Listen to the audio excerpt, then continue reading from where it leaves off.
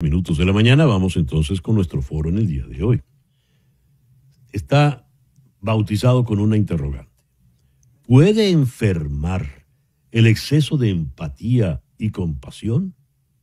¿Existe la fatiga por compasión? ¿Qué es esto? Yo me compadezco de alguien y me puedo cansar por eso. ¿Me puede hacer daño a mí? En fin, esto lo vamos a abordar con Esteban Romero Íñiguez, psicólogo clínico especializado en adolescentes y adultos en la ciudad de Cuenca, en el Ecuador.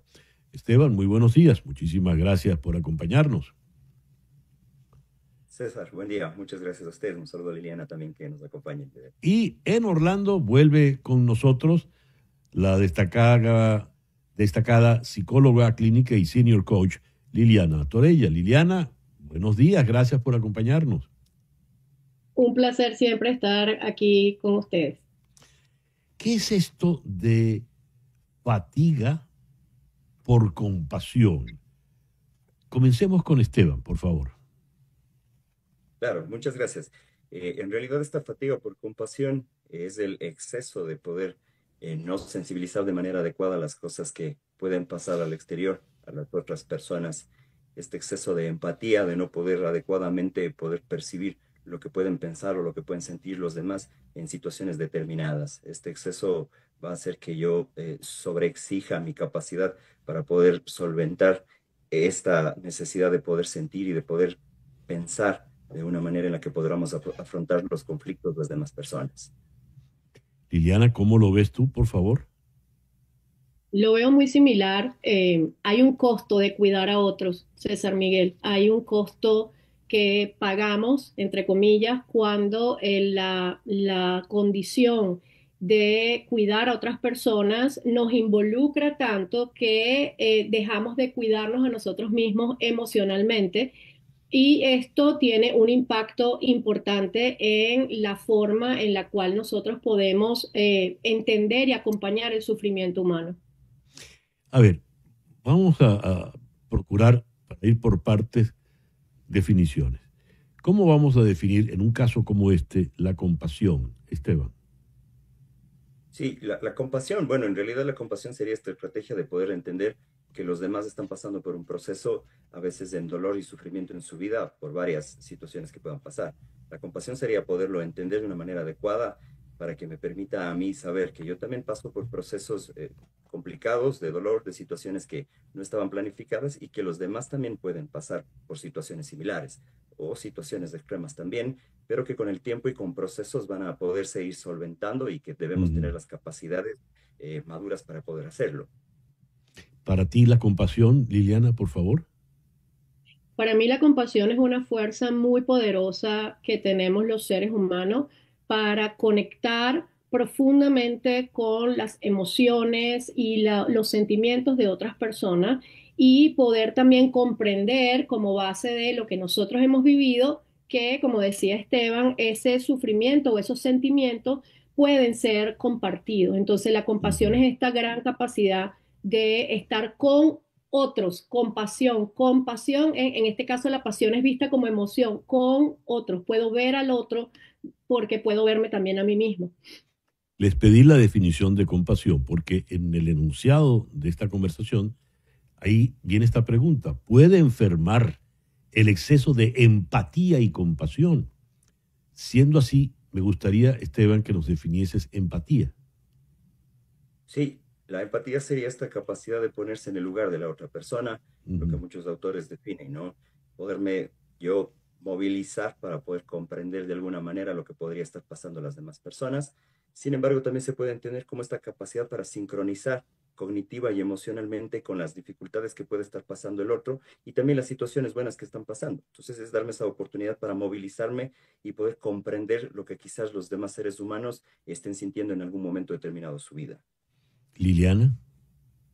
Sí, la empatía, muy de acuerdo con Esteban. Más allá también para mí de ponerme en el lugar del otro, significa esta profunda comprensión de que hay una conexión como seres humanos desde la perspectiva emocional, algo que llamamos resonancia límbica, que nuestro cerebro está preparado a través de neuronas espejo para poder resonar, como decía Esteban también, para poder resonar con lo que el otro siente y de esa manera no tengo que vivir lo que el otro ha vivido para poder comprender y sentir similar a lo que el otro está sintiendo.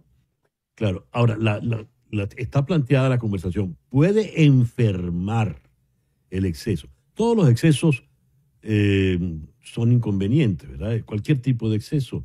Pero cuando hablan de enfermarme por el exceso de empatía y compasión, ¿de qué tipo de enfermedad estoy hablando, Esteban?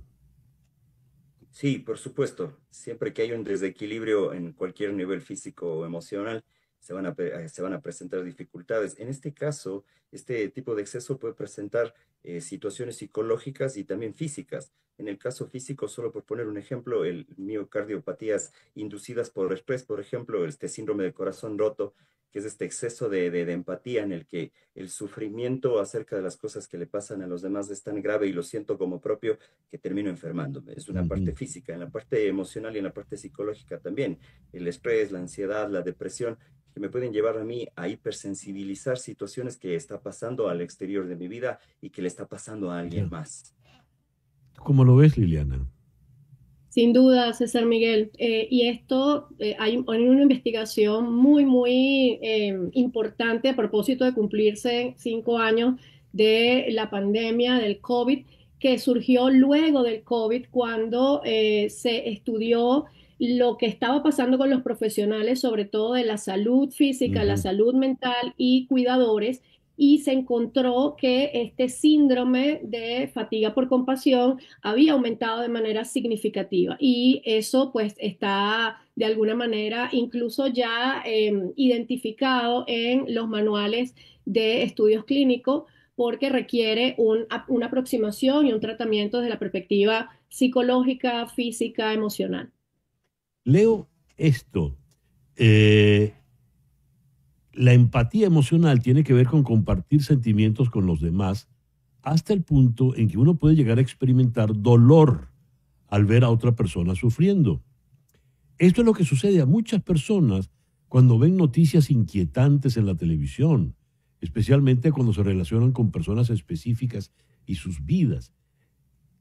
¿Qué puedo derivar de esto? Por ejemplo, Esteban, que si yo veo muchas noticias negativas, ¿me va a afectar eso? En realidad es difícil poder manejar los factores externos que pasen en la vida de las personas y a veces este exceso de información en redes sociales, en diferentes ámbitos que pueden estar pasando, parece que va más allá, es el hecho de poder tener estrategias propias que me permitan a mí solventar estas situaciones y frente a los excesos que puedan existir en el exterior, yo tenga esa capacidad para poder confrontar y enfrentar de manera adecuada cualquier situación que pase en el mundo exterior, ¿no? Ujú. ¿Tú qué opinas, Liliana? Sí, para algunas personas, César Miguel, este exceso de noticias puede ser un factor que genere esta sobrecarga empática. Para otras no, porque va a depender mucho de la condición previa de esa persona. Si tenemos una persona que está atravesando un proceso de duelo, si tenemos una persona que está